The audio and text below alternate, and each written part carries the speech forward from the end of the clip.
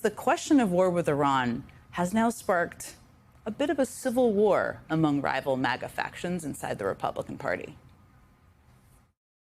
If Iran gets a nuclear weapon, I think the odds are unacceptably high that we would find out with a mushroom cloud. The American people have been brainwashed into believing that America has to engage in these foreign wars. But we most certainly need to have regime change in Iran. The Bush-era doctrine of regime change wars in the Middle East is foolish. We got a chance to end a threat to the state of Israel forever by replacing this regime with something better. The same crowd at Fox all weekend has been sounding the war toxins. No, we have to make decisions that put America first.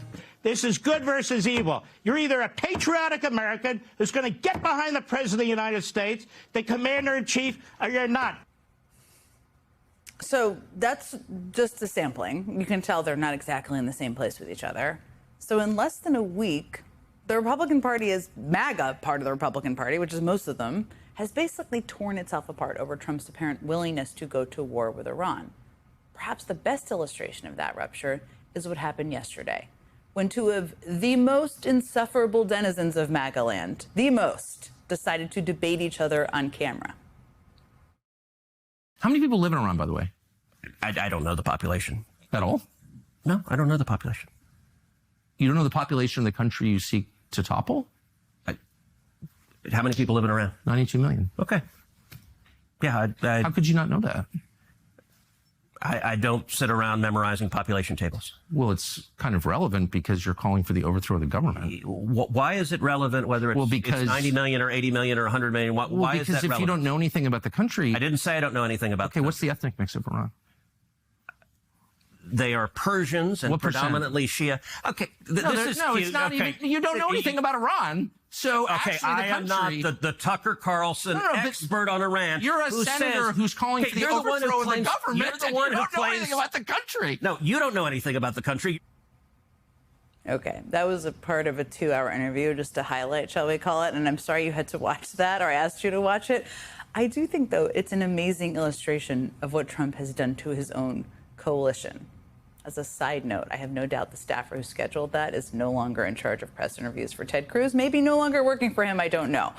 But what all of the infighting has brought to the surface is a real confusion about what Trump's worldview actually is right now among the MAGA faithful. I mean, remember, Trump's worldview is MAGA's worldview. They're just going to follow him.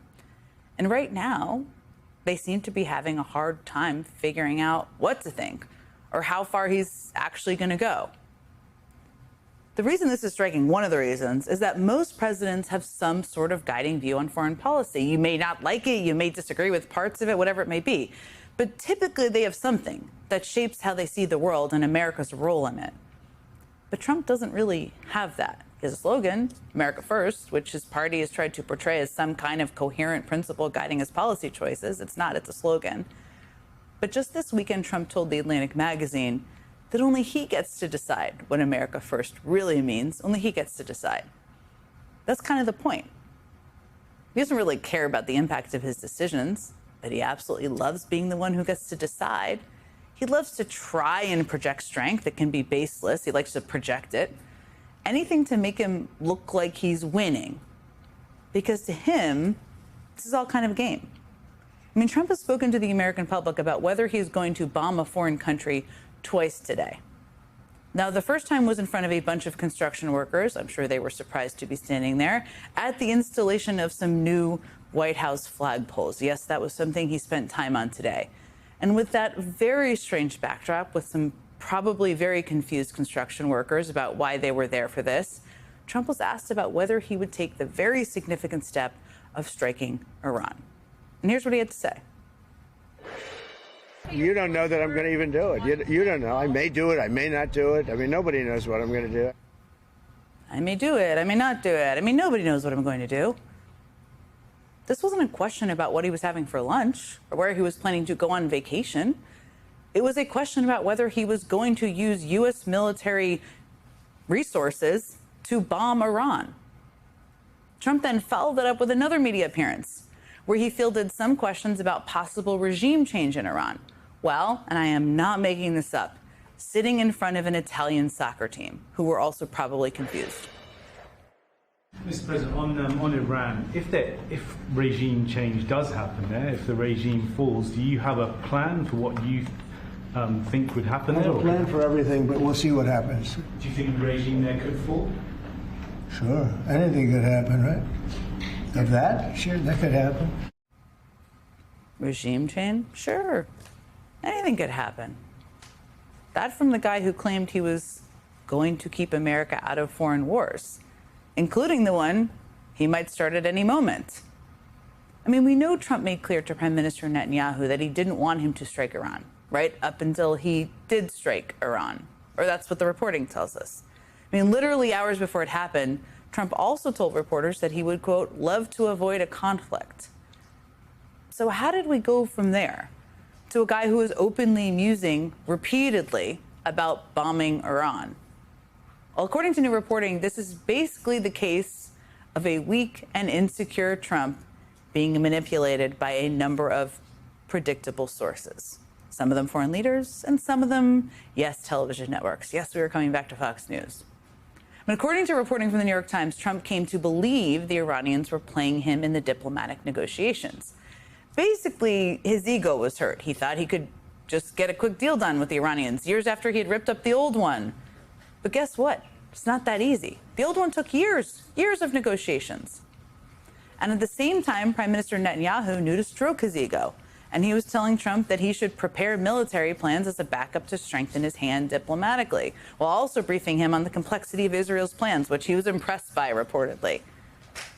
Then by launching preventative attacks on Iran in defiance of the White House, according to reports, Netanyahu may have succeeded at backing Trump into a bit of a corner. I mean, as the Times notes, Netanyahu appears to have judged correctly that Mr. Trump would ultimately come around. So Netanyahu is betting that the United States will finish the job that he started. That's where we are now. And that effort seems to have gotten a big assist from the president's TV network of choice.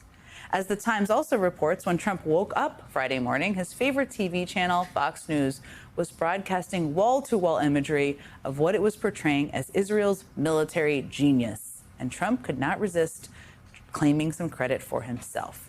Here is just a sliver of what Trump may have seen in the hours and days after those attacks took place.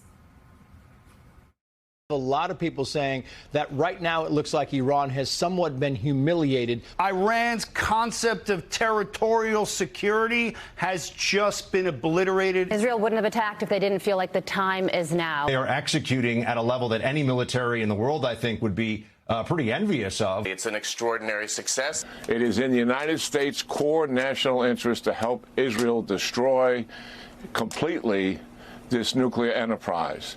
Be all in, President Trump, in helping Israel eliminate the nuclear threat. Do you think the president has decided already to strike Iran? I hope so. I hope so.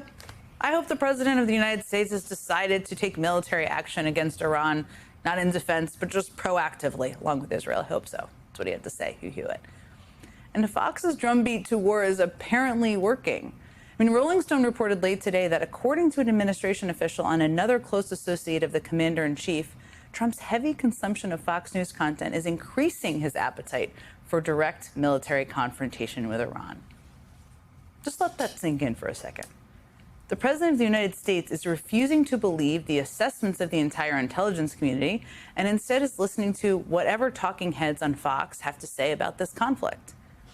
And those hot takes of the day could have already determined, maybe they have, whether or not the U.S. goes to war.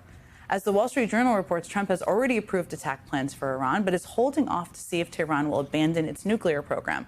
Something, by the way, that Iran has ruled out publicly on multiple occasions.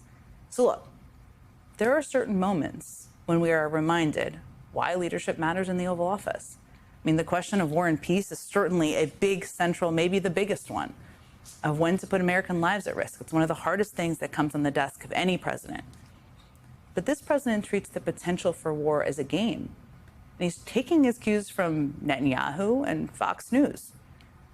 This isn't a story, really, about some high-minded debate over what America first really means, or even about MAGA on MAGA disagreement. This is a story about an insecure kid watching TV and playing Battleship.